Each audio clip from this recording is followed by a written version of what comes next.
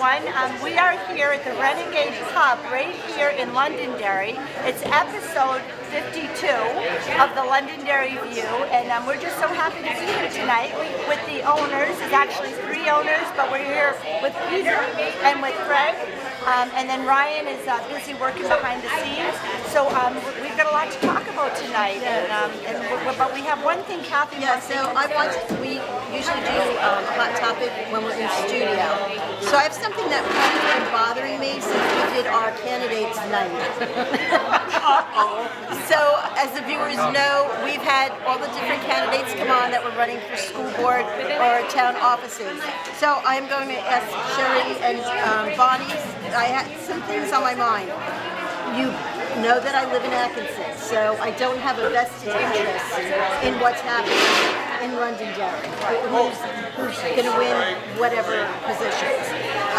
But something that's been bothering me, and I asked it of one of our candidates that was on, running for town council, and I asked if there would be a conflict of interest because of her job that she has, her position, and wanting to get on town council. So I did some digging today online. Okay, I looked up the Society of Professional Journalists, and I brought up the ethics committee positions things. And my question was about political involvement and being, I asked her if I assumed she was, editor. She's like, no. I said, you don't write articles? No. But she did say she does write editorials.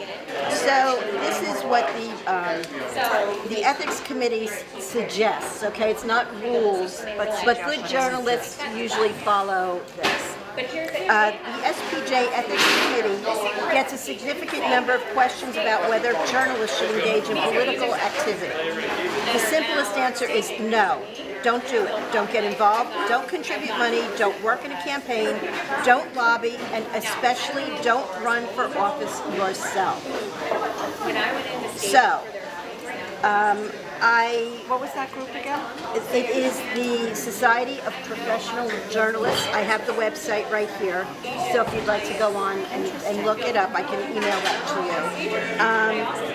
But to me, it's a conflict of interest. Someone that writes editorials and voices her own opinions and tries to get the public educated, but in her own way, trying to sway their opinions, okay? How can that person run for an elected office and not be biased? Probably a lot of people would agree with you. And so, for any viewers out there, I ask you to ask questions of all of the candidates. But this particular one, to me, it bothers me. I don't think that this person should be running for a position. Now, I will back it up and say there is another part of this, and I did look up some of the previous editorials that were written as well, and there were editorials written about transparency and honesty and recusing yourself if you're an official.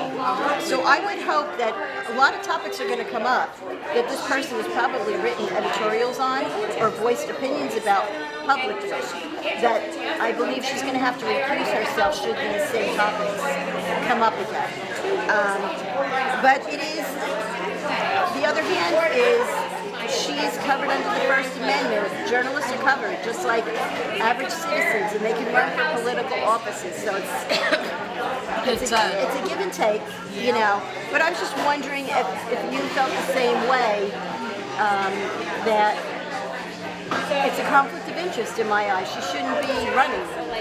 It's like either be a publisher and write your editorials, or stop doing that, let someone else take over editorials should you get elected to the position.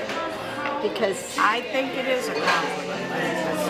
I believe that when we were talking that night.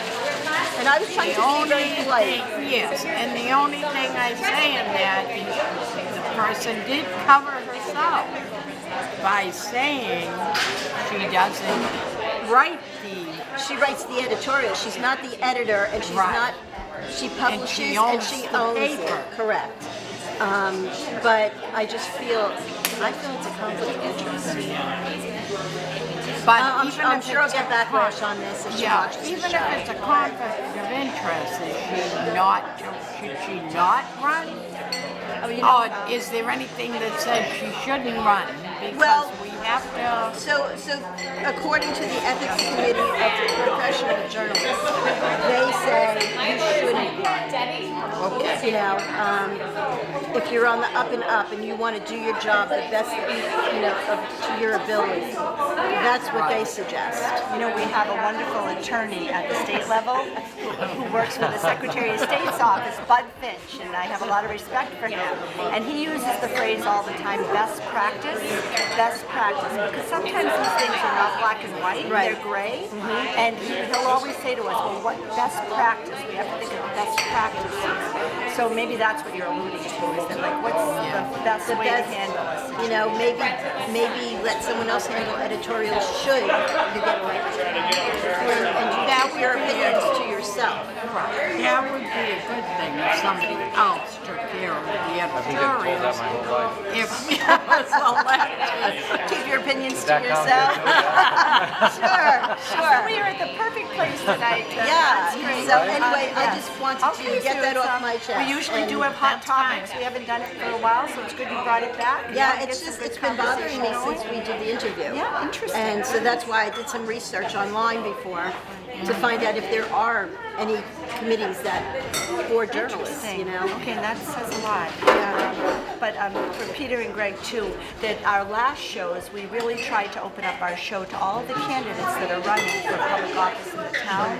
And even though it's a town election, it really takes a lot for every candidate to put themselves out there. Because you're really out there in the big public commitment. eye, and it's a tough thing to do. Makes So, so our show is very positive, and we just welcome everyone from school boards and town council to come on and not to get nasty questions from us, but just tell us your story. Yeah. So we want to hear your story Yes. now. That's a good lead-in. The real hot topic. Renegades Pub. And we have to say, two of the greatest guys, three, they do so much for the community, and I've never heard a no. And we've asked them everything from bags of chips for this or that, From Rap City, which is another. So yes, don't forget, Rap City is another part. So we are going to now turn it over to you, Jim. Fantastic.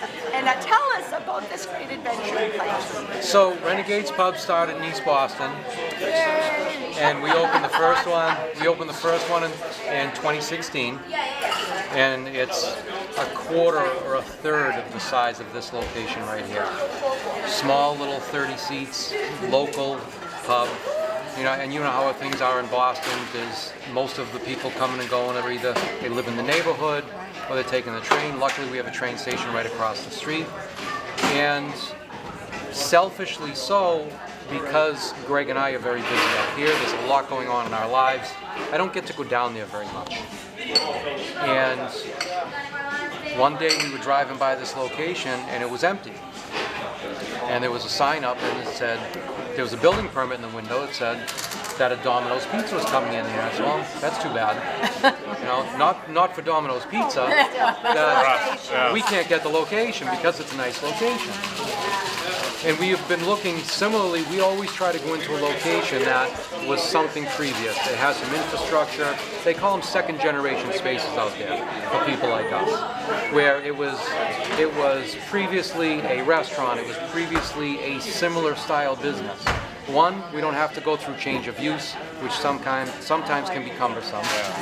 Permitting, is there a sprinkler system, is the infrastructure Fire there? alarm, could be a whole host of stuff. Yeah. So about a month and a half after the building permit went in the window, I was on my way to work one day over to Rap City, and there was a sign out front that said for rent, for lease. So I turned around, came back, looked in the window, and the building permit was still there. Something's up. Maybe they decided not to open. So I called the realtor, and he said, I just put the sign up this morning. And he said that the gentleman that is opening the Domino's Pizza was trying to open in the middle space which they're in right now, which is 1,000 square feet. He didn't want to take the whole 3,000 square feet for the property, for the Domino's.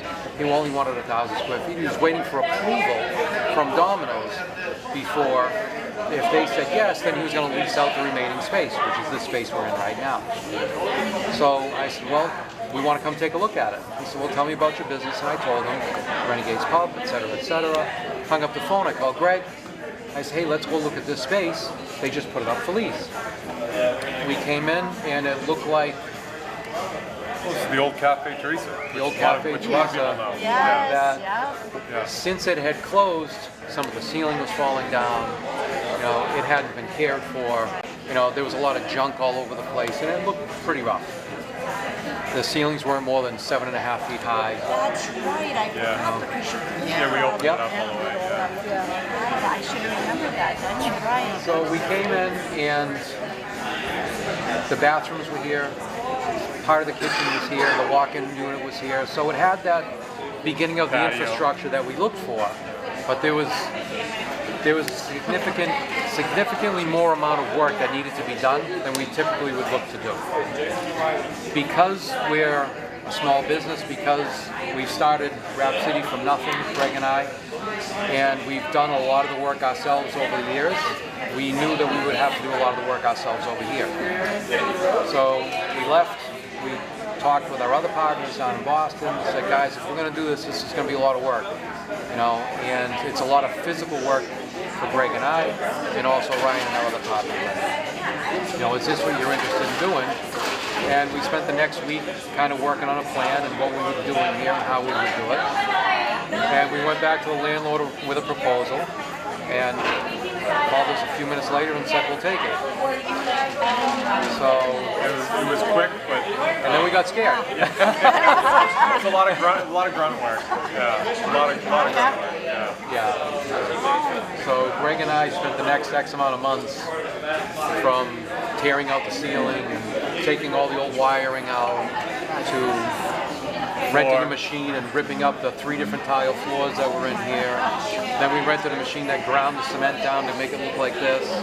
And we spent 3 days doing that. We did all the wood on the bar and, you know, a lot of the painting, all the metal work that you see on the walls. We did all that stuff. And you know, it was a team effort. It was, I mean, there was a trench that ran from the corner of that bar all the way through the kitchen, out the back door, that had to go 4 feet deep. And Londonderry has a lot of rocks underneath, in case anyone's wondering. Yeah, we found most of the granite. Yeah. There was a rock we found. We had some choice granite words half the time, but we got it done. We got it done. It's hard to even grow a tomato. Yeah. Yeah. Yeah. But it was like any other experience. You learn a lot along the way, and you know, we look back now, and those are stories that we have to tell the other people that come to work for us and our kids, and say, you know, we did it. We got it done. We got it done reasonably because we were willing and able to do a lot of the work ourselves. And if it wasn't for that, because we had to do so much more in this location, I don't know if Renegades Pub in Londonderry in this location would have come together, but it did. You have to do a lot of the work yourself. Yeah. Yeah, because, And it's a different concept. It's not your typical. no, I Bourbon burgers. Yeah. No, our town manager, when you were first an idea, it was like beef bourbon burgers. We're so excited because it's something different, and you're open late in town. Which, let's face it, in Londonderry, everything goes. Bedroom community. So what time are you open until? Well, it depends on the Depends flow. on the night. Depends on the flow of the people. You know, there's certain nights, Monday, Tuesdays, we close early. We're done by 10 o'clock-ish. Yeah, but that's late for me. When I moved here, I used to live in Revere in Yeah. Beachmont, and when I moved here, I was like, oh my God, everything's closed. Everything started at 8 o'clock there. Yeah. Everything closed at 8 And our location o'clock in East Boston here. is just like that. Yeah, that's how we That lost store it. won't fill up. You'll go in there at 7 o'clock at night, it'll be empty. Yeah, come at But you 9. go in there at 10 o'clock, 11 o'clock, 12 o'clock. At 12:30, you said, okay, time to go. I used to tell everybody I used to go out at 10 o'clock at night, you know, and that's when people went out there. Here, everybody, nobody's got lights on. I have a blanket up to here at 10 o'clock. Yeah, the kids rule the schedule now. Well, it's funny, when I first moved here, I couldn't believe it. I'd have relatives come and they'd say, well, let's get this, and I said, gosh, it's closed. And only 45 minutes away or a half an hour from Exeter. It's crazy. Yeah, it You know is. how different it is. Yeah. And, but on like a Friday night, what time would you close? Oh, we'll close anywhere from 12, Yeah, I was 12:30. thinking 12. Yeah. We've been here like after different things, Yeah. like 12 even. Yeah, that's good. Yeah, and we've joked with some people in town that we want to be the responsible business. Mom always said nothing good after midnight. Husband John says that all the time. Yeah. There's something to be said for that. What time is your kitchen open until? An hour before, basically. So it depends, but if we're busy, they'll stay. They'll stay. Typically, we only shut that kitchen down if you can see the crowd that's here, they're trickling down, everybody's eating that's here already, and they're just kind of finishing up, then we'll shut the kitchen. Otherwise, they'll stay. They don't have anything specific. Yeah. That's good. That's very good to advertise. Do you have to close by? Like a liquor establishment? 1 o'clock. 1 a.m. Yeah. Just nobody makes it that time. Summertime it might go a little bit later during the week, but even on the weekends in the summertime, typically that 11:30, 12 o'clock on the weekends, Fridays and Saturdays, everybody's it's time to go home. Yeah. All right, so now how did you two meet? We started working together 20 plus years ago. Yeah, 1990, 91, something like that. Right around there. Yeah. It was a long time ago. I said in 1998, 30 years ago. Yeah, and one day we were talking and said, you know what? Maybe you know how people used to flip houses, or still do, I should say. You see all those shows. So one day Greg and I were talking, and we said, well, why don't we try and find a small pizza place or a sandwich shop or something that we can go in that's not managed properly. Maybe we can buy it cheaply, fix it up, and sell it for profit. Because we were already kind of in this business, and said, well, maybe we can find something to make a little side money on. So we started looking for something. We probably looked at 12 quite a to few 20, places. A lot. 12 to 15 different places. And then we came across the location where Rap City is right now. And it was a former sandwich place. It was Rap Shack. Rap Shack. Yes, that's. It was there for a long time. There for a long time. 10 years, 12 years. So that's your concept of second generation, right? So we were able to find that location, and we started negotiating with the owner, who was unfortunately in a bad spot. The store was doing okay, but he was just in a bad spot. It happens. And we made him an offer, and he quickly accepted it. We immediately went to an attorney and drew up a paper and started that process, and then it was our job to negotiate with the landlord to be able to take over the lease Challenge. and begin a new lease. And we kind of were playing tug of war, and during that time frame of playing tug of war, he closed down in the middle of the night. So Rap Shack went dark. I remember that. I remember all that because I used to go there all the time when it was, One time at work, weren't we going to order sandwiches or something? and it was gone. It was like, and I knew that as I rode by it, I kept saying, Something's not right. and it was like, bingo, it's gone, So we reached out to the management company that does the leasing over there and said, it's an unfortunate situation, but in order for us to do this now, we got to start from scratch. Now we have to invent a concept, we have to create something from nothing, and it took 8 months. Yeah, it took a long time. Of back and forth negotiations with them. Longer than it should have. We were able to come to an agreement, but we had to start from scratch. So Greg and I said, well, if we're going to start from scratch, we're not buying something that's broken that just needs some tweaks. We're going to start from scratch. let's build something that is scalable, that's duplicatable, and that maybe is franchising. And Greg and I, through our travels over the years, whenever we would go out for lunch, we would always seek out something that was special.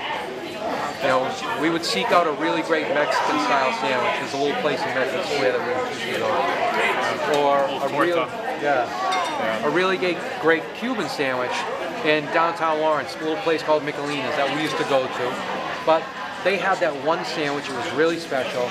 There was nowhere that you could go to and get that multiple, really great, custom-made sandwiches on any scalable type store. So we said, well, let's put something together.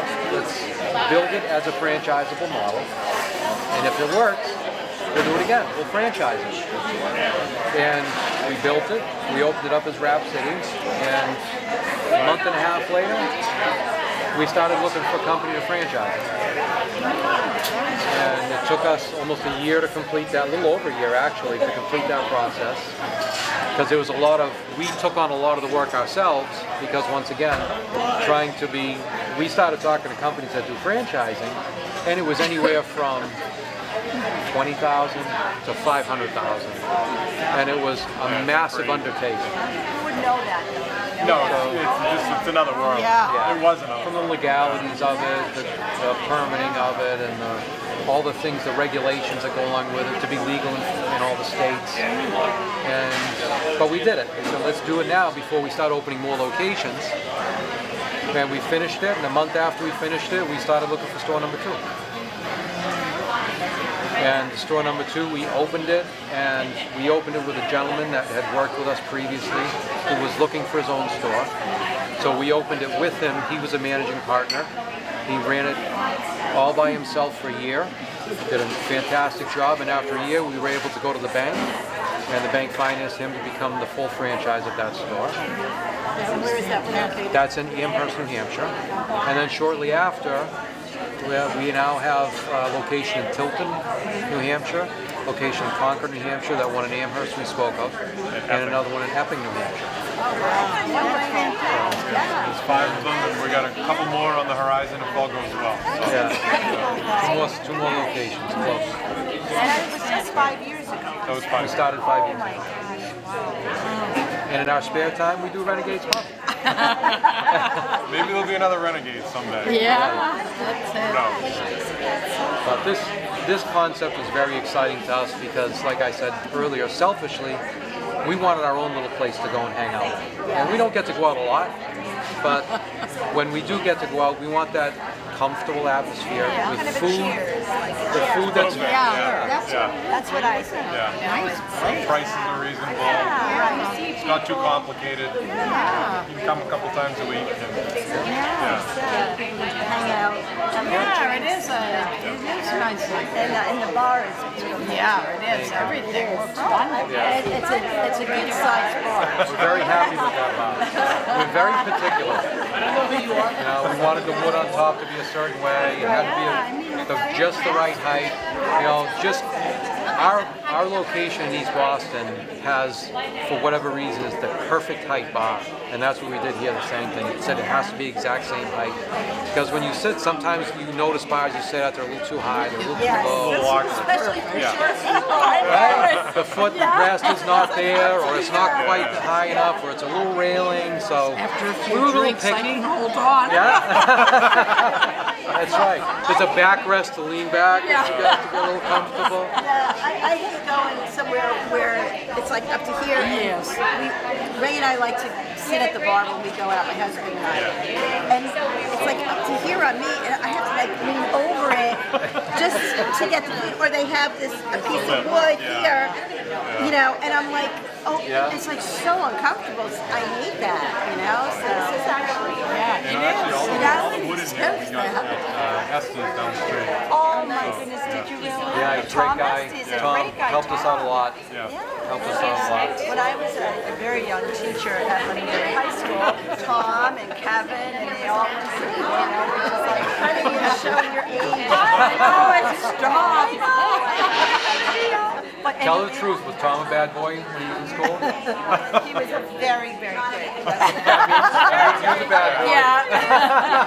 It's so cute to see them all now. Yeah. Kevin is our town manager. And going way back, this used to be called the Village Deli Wow. back in the early 70s.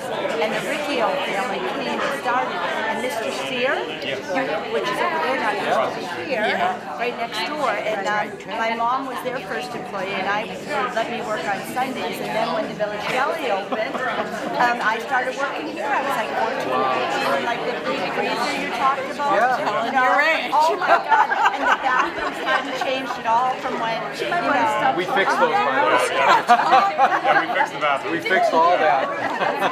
But it was crazy, and people would come just like now, like they find out. You know, it was just phenomenal. It's such a great gathering place. You know, Yeah, and Chris then has been great with giving us the whole history lesson. always amazing, yeah. And Yeah, he knows a lot about this building. Chris was probably like your age, you know, maybe, you know, right now.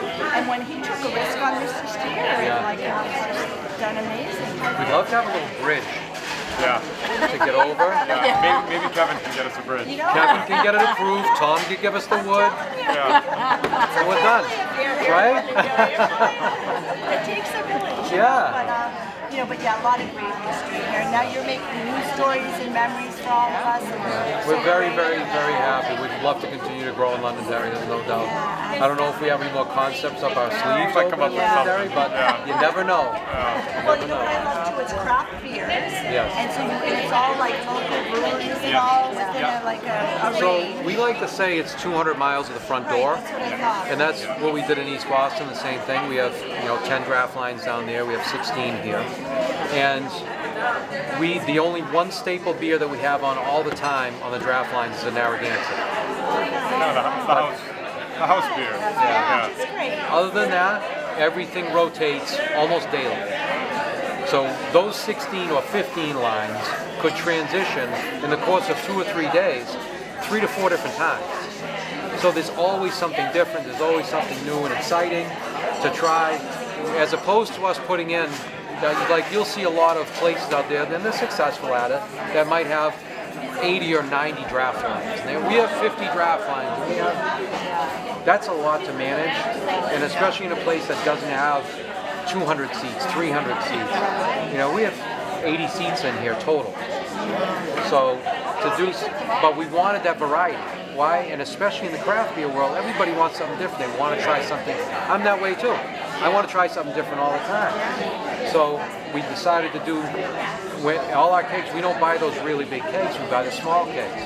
They're more expensive, but it allows us to rotate those beers a lot quicker and have everybody that comes here have something different every time they come. There's so many good breweries around. A lot of people might know them in Derry, Londonderry, Manchester. But they might not know just a little bit further, and that's what we're able to offer. So. We haven't even touched on how fantastic the food is here. I was just going to say, what is the menu? Sliders, Yeah, definitely over the top. I mean, everything that we tell I was going to say, how did you develop your menu?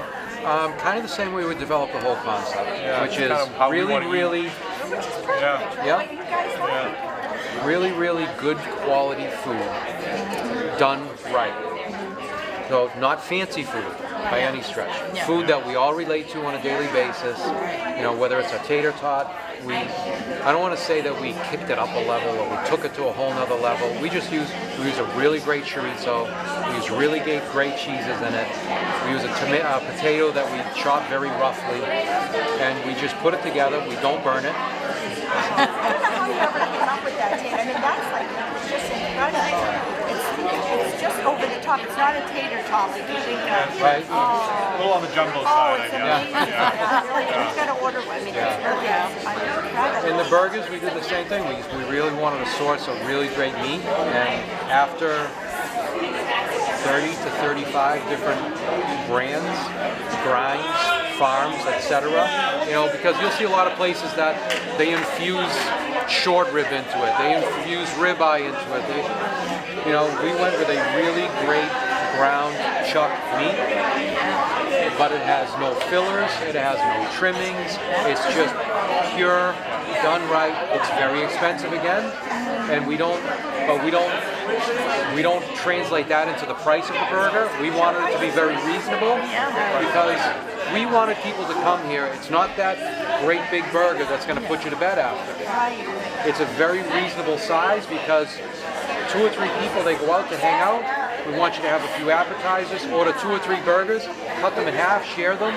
Everybody has one of something. And that's really how we looked at it because that's, once again, when we go out with friends or with family, everybody puts their forks on everybody's plates and what do you got? What do you got? What do you got?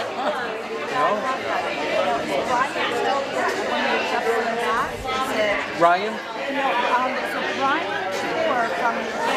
Oh, Brian, no, he moved on. Oh, well, there you go. Brian is, how do I explain Brian? Right now, he is like Kane in the movie Kung Fu. He's walking the earth, actually driving the earth in search of adventures across the country. Yeah. He's a good guy. He's a good guy. But I'll tell you what, I got to give him a lot of credit. I don't know how he's doing it. He bought this really big camper for the back of his truck. He's got a sailboat he's towing behind it. He's got a motorcycle strap on the front. And you see the Facebook posts, he's got the thing on a beach, or he's taking a selfie in front of a monument somewhere. I gotta give him, he's living the life. He's doing what we all want to do. Tied down to a job. And then in a couple of years we got here. Which is probably okay, but you gotta give the guy credit. We'll be there. We do have some really great staff. We've got some great people around us that enable us to kind of thrive and do well. So, It's impossible that this would ever happen without the kind of people we have around us. You know, and we expect a lot of them. We ask a lot of them, and hopefully they more than come through for us because I hope that we're treating them the way that we want to be treated. You know, You're also showing them by example because you did all these things. I mean, you worked it, you managed it, you tore things up, you've been down in the trenches. we stopped in the area. A couple of pictures in the whole 4 feet deep. I was at the chiropractor this morning. Thank you so much. Oh, thank you. Appreciate you guys coming. This is great. It's our pleasure. Thank Our you for pleasure. taking a Thank chance you. on Londonderry. We got 15. It's a World to all of us. Londonderry has been very good to us. You know, it's a great town. So, right, that was incredible. Yeah, this was Thank you, great. ladies. All right, Thank you. I guess we'll say Wrap it up. We'll wrap it up.